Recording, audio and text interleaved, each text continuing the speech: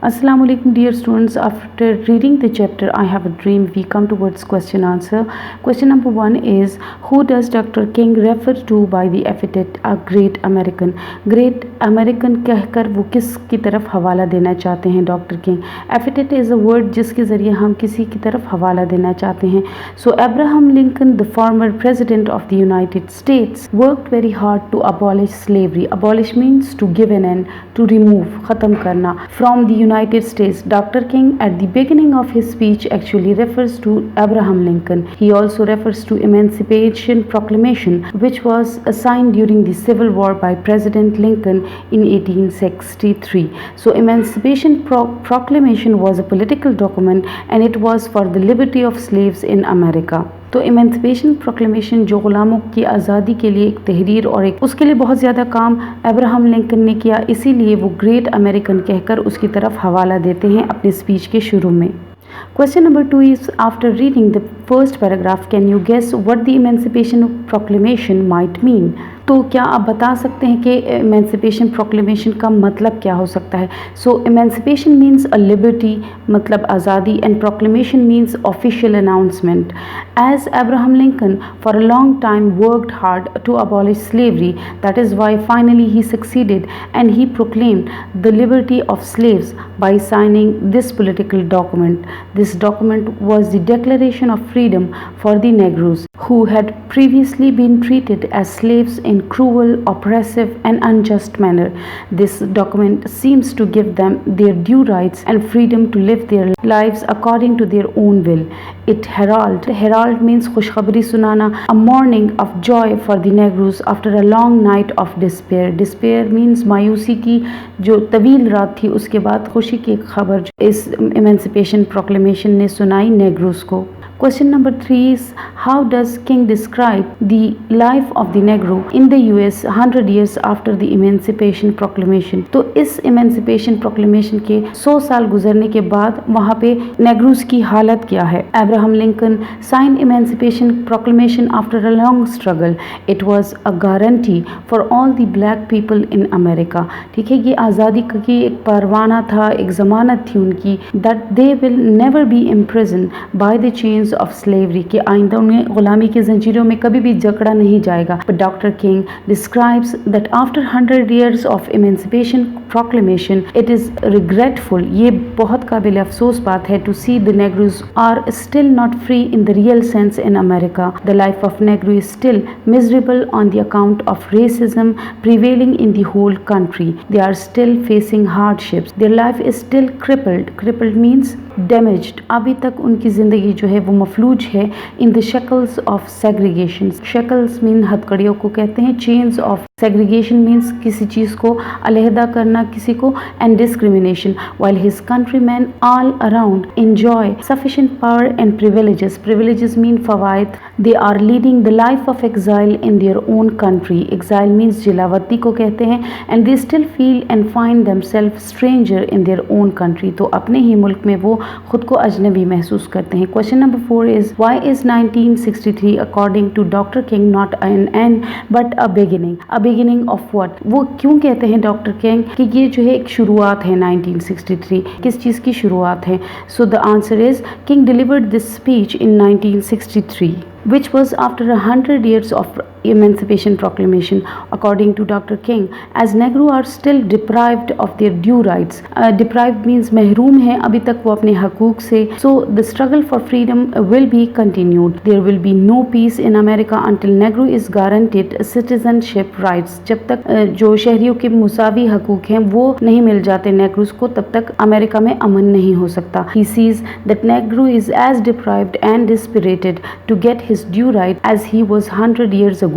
तो जिस महरूमी और मायूसी की ज़िंदगी उन्होंने 100 साल पहले गुजारी, अभी भी वो ऐसे ही ज़िंदगी गुजार रहे हैं. It is still a beginning because the Negro struggle is still on the way for his rightful place in the American society. तो इसीलिए डॉक्टर किंग कहते हैं कि 1963 एक दफ़ा फिर से आगाज़ है इस गुलामी की जंजीरों को तोड़ने का. That is why King refers that 1963 is not an end but it is a new beginning and a new struggle for the black American people. Question number 5 is, What is Dr. King's advice to black people while marching on the road of freedom? तो आज़ादी हासिल करने के लिए black लोगों को कैसा behave करना चाहिए? Through out his struggle doctor king remained optimistic, चूँकि वो एक मजबूत सोचने वाले आदमी हैं, advocated his thoughts in a very peaceful manner, and that is why Dr. King advises the black people while marching on the road of freedom to obtain justice के इंसाफ के हसूल के लिए through a non-violent movement, एक गैर पुरतशद्दुद तहरीक के जरिए आज़ादी को हासिल किया जाए.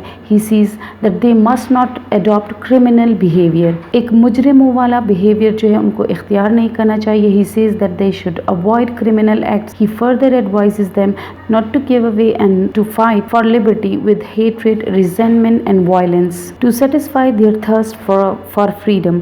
और इसके अलावा वो ये भी कहते हैं कि नफरत, हकारत और तशद्दुद के साथ कभी भी आज़ादी की जो रोड है उस पे नहीं चढ़ना चाहिए. He advises them that they should keep dignity and discipline. उन्हें पूरे वकार और डिसिप्लिन जो है उनको कायम रखना चाहिए. They should avoid physical violence during the struggle for freedom. He says that they should try to sublimate their spiritual force and tolerance. Sublimate means boost up करना. He also reminds them that all white people are not their enemy and both communities' destinies are joined together. कि वो ये भी यकीन दिलाते हैं उनको कि वाइट और ब्लैक कोई सारे बुरे लोग नहीं हैं, बल्कि उनकी और हमारी जो तकदीर है वो जुड़ी हुई है. Question number 6 is when will they, the Negro, be satisfied or not satisfied according to Dr. King? Dr. King क्या कहते हैं कि नेग्रो लोग जो हैं वो कब सेटिस्फाइड होंगे या किस वक्त सेटिस्फाइड नहीं होंगे? Dr. King's speech is showing regret for not giving the rights of black people to them. That is why he says that the Negro can never be satisfied as long as he is the victim of inhuman behavior. He says that still Negro people are facing police brutality. अभी तक जो है police तशद्दुद कर रही है उन पर and severe physical violence. He says that their natural urge for liberty cannot be crushed. वो कहते हैं कि उनकी जो नेचुरल ख्वाहिश जो है वो आज़ादी हासिल करने की उसे कभी कुचला नहीं जा सकता. With physical violence and brutality. Brutality means सफाकी के साथ. He says that they will never be satisfied until they are given equal rights as given to the white citizen in American society, such as the access to elite hotels, motels, communities and right to vote. तो ये जो तमाम हकूक थे, hotels में ठहरना, जो इनके लिए अलग मकामात थे, वाइट लोगों के लिए वोट करना, तो इसी तरह के हुकूक जब तक इनको नहीं मिल जाते और अमेरिकन सिटीजनशिप के इक्वल राइट्स इनको नहीं मिल जाते, वो चैन से नहीं बैठेंगे. In short, he says that black people will never be satisfied until they are given equal citizenship rights. Question number 7 is Dr. King speaks repeatedly of his dream. What is his dream?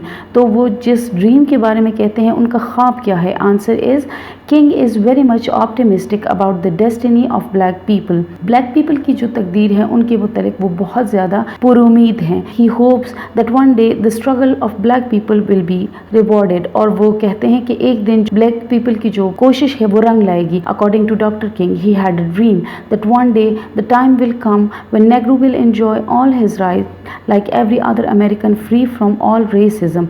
तमाम नस्ली इम्तियाज़ात से पाक वो अपने हकूक़ को enjoy करेंगे. At that time, the Negro will not be slave anymore and the giant of injustice will disappear. Giant means देव जो है, जो भूत है injustice का, बेइंसाफ़ी का, वो उस वक्त गायब हो जाएगा. He says he believes that there will be justice everywhere and a day will come when my black and white children will join hands and walk together like brother and sister. A time will come when black people will not be judged by the color of their skin but by the content of their character. Question number 8 is what does Dr. King mean by this is faith with which I return to the South? What faith? Faith in what? तो doctor king किस बात पे बहुत strongly believe करते हैं, उनका ईमान किस चीज़ पे है? So throughout his struggle doctor केव never got disappointed by this phrase. सो कभी भी वो अपने जो स्ट्रगल हैं उसमें कभी डिसअपॉइंट नहीं हुए, कभी मायूस नहीं हुए by this phrase this is the faith with which I return to the south.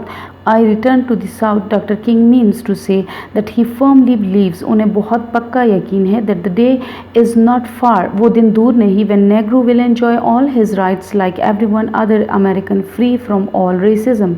Dr. King says that he has a strong faith on the success of freedom struggle, that one day his dream will come true and the black people will get their due position in American society. Black people will be able to work together, to pray together, to struggle together, to go to jail together, to stand up for freedom together, and finally this will be the day when all God's children will be able to sing with new meaning. Question number 9 is, what does Dr. King mean by cashing check, a bad check, a check that has come marked insufficient funds? तो ये जो metaphor इन्होंने अपनी तकरीर में use किया है blank cheque का, insufficient funds का, तो इससे मुराद क्या है उसकी? Throughout his speech, Dr. King uses beautiful metaphors and metaphorical language. Insufficient fund is also a banking metaphor. Bank से related ताल्लुक़ रखने वाला ये एक इस्तारा है, एक मेटाफर है that Dr. King uses in his speech to make his point about the lack of civil rights. He says that in American society, thousands of white people cashed their check. Cash their check means वो तो enjoy कर रहे हैं अपने rights, अपने हकूक़, but black people have been given a check with insufficient funds. The African people are still unpaid in terms of their equal rights of citizenship. White people have not yet given them what was promised to all men according to the Constitution. तो आइन के मुताबिक जो सब लोगों का हक था बुनियादी, उस तरह से उनको हकूक़ नहीं दिए गए. So after the question answer we come towards the summary which is in a form of notes. So let me read it. We are going towards the summary of I have a dream. तो ये written form में होगी जो आपके notes के लिए काम आएगी. Martin Luther King Jr. was a civil rights activist against racial discrimination in USA. Through his activism, he played a pivotal role in ending legal segregation of African-American citizens in America. Pivotal means उसने बहुत अहम किरदार अदा किया किस चीज़ में, segregation को ख़त्म करने में. सेग्रीगेशन जैसे मैंने चैप्टर में भी समझाया था आपको, सेग्रीगेशन का मतलब है किसी को लो समझकर उसको अलग थलग कर देना. In 1963, he staged a huge protest in Washington DC and delivered a historical speech named as famous Dream Speech for the demand of equality and justice in the society. Stage का मतलब है यहाँ पे ऑर्गेनाइज करना, एक हुकूमत से ये मुतालबा करना कि जो ब्लैक पीपल के साथ सलूक हो रहा है उसको ख़त्म किया जाए. Doctor king reminds the people that the American President Abraham Lincoln in 1860 had signed the Emancipation Proclamation to put an end to the slavery of Negroes and declared them a free citizen of USA who called themselves the champion of liberty and equality. But even after 100 years, till 1980, the Negro have not tasted freedom. Not tasted freedom mean अभी तक उनको आज़ादी नहीं मिली. Justice and equality. They do not enjoy their full rights as the free citizen of America. They are thrown away in slums and ghettos. They are not given proper jobs. They are not allowed to vote in many states. In short, Negroes are looked down. Looked down means उनको नीचे देखा जाता है upon by the white community and denied the boundless opportunity enjoyed by the whites. Denied means इनकार करते हैं. Boundless means बहुत सारी opportunities जो हैं देने से white लोग इनकार करते हैं. Dr. King also refers to the racial discrimination in most of the states and says that he would not stop fighting for the rights of his people until the Negroes in all the northern and southern states are treated with respect. His speech is full of hope and enthusiasm. इन्हें बहुत जोश से भरपूर है. He also advised his people to protest in a dignified manner and show discipline. He forbade them to indulge in unlawful activities. Unlawful means कानून शिकनी ना करें, कानून को ना तोड़ें, while marching on the road of freedom. So hope you have done with the summary and after this we will come to the exercise. Okay students, exercise में हमारे पास हैं जी pronounce. Pronounce वो नाउन्स होते हैं जो किसी भी नाउन की जगह इस्तेमाल करते हैं हम. यहाँ पे हम डिस्कस करेंगे डिमॉन्स्ट्रेटिव प्रोनाउंस को, इंडेफिनिट एंड डिस्ट्रीब्यूटिव प्रोनाउंस. सबसे पहले डिमॉन्स्ट्रेटिव जो हैं दिस, दीज, दोज, दैट, ये सारे डिमॉन्स्ट्रेटिव प्रोनाउन हैं. Why these are demonstrative pronouns? क्योंकि ये डिमॉन्स्ट्रेट करते हैं किसी भी नाउन को. Like you are pointing towards that thing, specify करना चाहते हैं और उसके बारे में बात करना चाहते हैं. फॉर एग्जाम्पल देखें, this this is a present from my uncle. So this is actually pointing out that present, this is a present, यानी उस प्रेजेंट की तरफ वो इशारा कर रहे हैं. These are merely excuses. अब दीज जो है यहाँ पे दिस का जो है प्लूरल है, बहुत सारी चीज़ों के लिए इस्तेमाल होता है.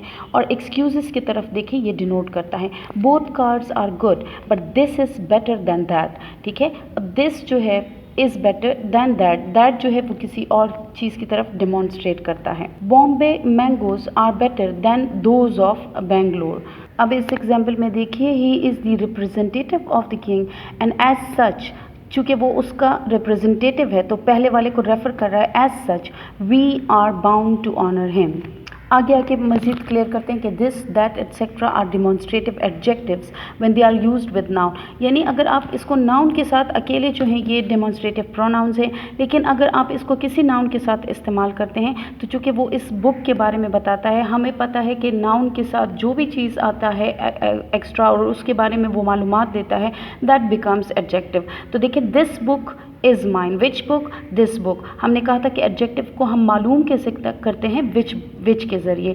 If you put the question कि which book is mine, so this book is mine. ठीक है, तो दिस हुआ एडजेक्टिव. दैट पेन, ठीक, these, those, that, this, all, ये सारे डिमॉन्स्ट्रेटिव हैं और नाउन के साथ यूज़ हुए हैं.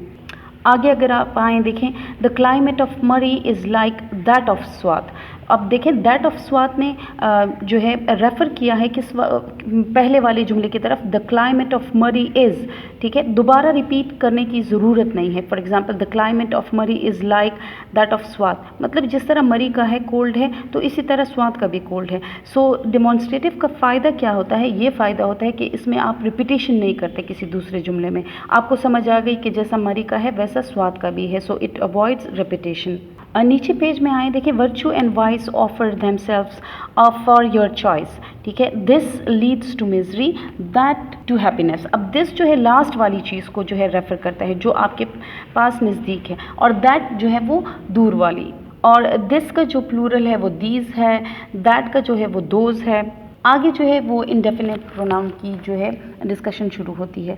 तो ये वो प्रोनाउन हैं जो रेफ़र करते हैं किसी भी चीज़ को किसी in a general way, like this is not specific. Indefinite means which is not definite, not specified. For example, one hardly knows what to do. Now one is not definite, mean किसकी तरफ इशारा है, कौन जो है वो नहीं जानता कि क्या करना है. ठीक है, number of person is also not definite. General people मतलब हैं, यानी आम जनरल वे में आप कह रहे हैं. So that is why this is indefinite pronoun. तो देखिए, अगर हम इनडेफिनेट प्रोनाउंस की लिस्ट को देखें all, some, nobody, many, one, did, anyone, ये देखें, ये जितने भी हैं, फ्यू एट्सेट्रा, इससे आपको अंदाज़ा नहीं होता कि किसके बारे में. All were drowned. ठीक है, all who were drowned, all were drowned.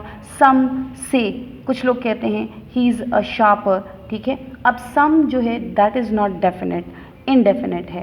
Some are born great. ठीक है, इसमें भी स्पेसिफाई नहीं है. Somebody, few, any, others, everybody. यही इनडेफिनेट प्रोनाउंस देखें, आगे देखें, ये एज एन एडजेक्टिव भी हम यूज़ कर सकते हैं. देखें, एनी फूल, कोई भी फूल जो है, फूल इज़ अ नाउन और एनी उसके साथ यूज़ हुआ है. एनी. सम जो है मिल्क के साथ यूज़ हुआ है. Here again this indefinite pronoun works as an adjective. Distributive pronoun की तरफ आते हैं. इसको डिस्ट्रीब्यूटिव इसलिए कहते हैं because you have to make choice, like दो में से एक. You can say one at a time. So consider the following sentences, each of the boys gets a prize. Verb जो है वो सिंगुलर यूज़ होगा क्योंकि आप एक बंदे के बारे में बात करते हैं. एंड बॉयज जो दो हैं, दो में से कोई एक लड़का. ईदर ऑफ दीज रोड्स, दोनों में से कोई भी रोड्स. अच्छा, डिस्ट्रीब्यूटिव प्रोनाउन जो है वो नेक्स्ट पेज पे अगर आप देखें वो भी समटाइम्स एडजेक्टिव के तौर पे काम करते हैं. फॉर एग्जांपल देखें, each boy took his turn. तो ईच बॉय के साथ आए जो कि नाउन है, तो ईच यहाँ पे डिस्ट्रीब्यूटिव प्रोनाउन जो है वो एज एन एडजेक्टिव काम कर रहा है. आगे जाएं, देखिए, the two man hate each other. Hate जो है वर्ब है और वर्ब के बाद जो काम रिसीव कर रहा है ईच अदर, तो ये ऑब्जेक्ट के तौर पे यहाँ पे इनडेफिनेट डिस्ट्रीब्यूटिव प्रोनाउन जो है वो ऑब्जेक्ट के तौर पे काम कर रहा है. नेक्स्ट हम आते हैं जी रिलेटिव प्रोनाउन की तरफ. अब रिलेटिव प्रोनाउन जैसे हमने पढ़ा भी था कि रिलेटिव प्रोनाउन जो है वो सारे होते हैं जो एक क्लॉज को दूसरी क्लॉज के साथ मिलाते हैं. ठीक है, आई मेट हारी हु हैड जस्ट रिटर्न. तो who, that, which I have found the pen which I had lost. कौन सा पेन? जो मुझसे गुम हो गया था। which से शुरू होता है, which I had lost, तो दो क्लासेस को मिलाता है। इसी तरह देखें that मिला रहा है, here is the book that you lent me, तो ये चूंकि रिलेशन पैदा करता है दो क्लॉजेज में, that is why we call it relative pronouns। अच्छा, इसी को हम कंजंक्टिव प्रोनाउंस भी कह सकते हैं, लेकिन रिलेटिव प्रोनाउन ही इनको क्यों कहा जाता है? क्योंकि ये रिलेट करते हैं, आपको वापस ले जाते हैं उस नाउन की तरफ जिसका आपने पहले जिक्र किया। जैसे अगर मैं कहूँ I met Haris who had just return, तो हु मुझे किसकी तरफ ले जाता है? वापस हारिस की तरफ। That is why these are called relative pronoun. Relative pronoun जो है वो हमेशा अपने एंटीसीडेंट यानी अपने सब्जेक्ट के बारे में मज़ीद मालूमात देते हैं। जैसे I met Haris who had just return, तो हु हैड जस्ट रिटर्न जो है वो किसके बारे में बात कर रहा है? वो हारिस ही के बारे में हमें बता रहा है। अच्छा, आगे पेज नंबर 54 पे इसके आते हैं फॉर्म्स ऑफ रिलेटिव प्रोनाउन, यानी किस किस फॉर्म में ये यूज़ होता है। रिलेटिव प्रोनाउन हु जो है ये नॉमिनेटिव केस में भी यूज़ होता है, यानी सब्जेक्टिव केस में अगर नाउन या प्रोनाउन जो है वो एज ए सब्जेक्ट यूज़ हुआ है उसके मुतालिक आपको मज़ीद बताता है। देखिए first number this is the boy, तो ये बॉय जो है सब्जेक्ट है हमारा। हु वर्क्स हार्ड, तो हु यानी इस सब्जेक्ट बॉय के बारे में हमें बताता है। हुज जो है ये जेनेटिव केस है, यानी कोई भी चीज़ उससे रिलेटेड हो, जो उसकी पोजेशन हो, उसकी मिल्कियत हो। For example this is the boy whose exercise is done well, जिसकी exercise, so exercise belongs to that boy. Third number है एक्यूजेटिव, लाइक ऑब्जेक्ट केस में जब आता है this is the boy whom all praise, उसकी तारीफ करते हैं। यानी अगर आप कहें all praise him, इस लड़के की, तो him जो है ये ऑब्जेक्टिव केस हुआ। him को आप रिप्लेस करते हैं whom के साथ, whom all praise, तो whom is in objective case and this is the third case of relative pronoun। relative pronoun which जो है ये हम नॉन लिविंग थिंग्स के साथ यूज करते हैं और ये नॉमिनेटिव और एक्यूजेटिव दोनों केसेस में सेम रहता है। For example this is the house which, तो इस एग्जाम्पल में दिस इज द हाउस जो है ये सब्जेक्ट के तौर पे यूज़ हुआ है, बिलोंग्स टू माई अंकल, तब भी हमने विच यूज़ किया। लेकिन अगर आप इसको एक्यूजेटिव सेंस में यूज़ करते हैं, देखिए the house which my uncle build करने का जो एक्शन रिसीव कर रहा है वो द हाउस है। इसका मतलब है द हाउस जो है वो ऑब्जेक्टिव केस में यूज़ हुआ है, तब भी हम विच ही यूज़ करेंगे। दोनों में जो है सेम फॉर्म इस्तेमाल होती है। इसी तरह रिलेटिव प्रोनाउन दैट जो है वो भी सिंगुलर प्लूरल दोनों में रहता है। दूसरा ये भी नॉमिनेटिव और एक्यूजेटिव दोनों में सेम फॉर्म रहती है इसकी। He that is content is rich, यहाँ पे ही जो है दैट मीन सब्जेक्ट के साथ यूज हुआ है, तब भी इसका दैट ही फॉर्म है नॉमिनेटिव केस में। अब एक्यूजेटिव केस में देखिए take anything that you like, सो तब भी दैट ही यूज हुआ है। रिलेटिव प्रोनाउन वर्ड जो है इसकी सेम फॉर्म रहती है, चाहे वो नॉमिनेटिव हो एक्यूजेटिव हो। इसके अलावा वर्ड की सिंगुलर फॉर्म ही यूज होती है। देखें what has happened is not clear, nominative case है, एज अ सब्जेक्ट यूज हुआ है। अब एक्यूजेटिव या ऑब्जेक्टिव केस में देखें he failed in what he attempted, now यहाँ पे सब्जेक्टिव केस में यूज हुआ है, तब भी हमने व्हाट ही यूज किया। Hope students you got all the points. Inshallah next chapter में मिलेंगे. Till then, goodbye. Take care of yourself. Thanks for watching my video.